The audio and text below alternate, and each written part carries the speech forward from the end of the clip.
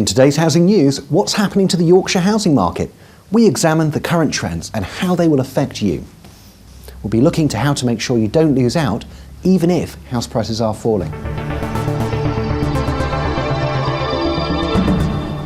When you're selling, letting or buying a home, listening to the national press's narrative is not always helpful.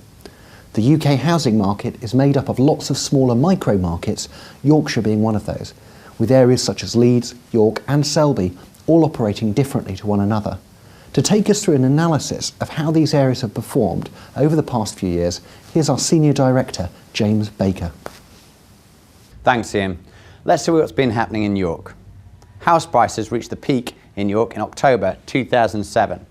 They've fallen about 1.2% over the last year and are now about 8% below their peak of the market.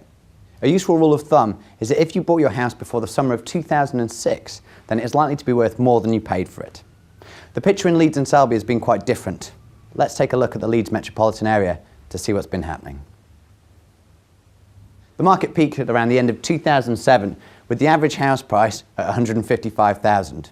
House prices over the last 12 months have fallen by 3.2% and are now 18% below the peak of the market.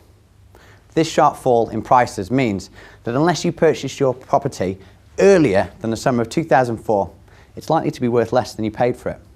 I would stress that this data covers the whole of Leeds and therefore some areas have certainly fared better than others. Thanks, James.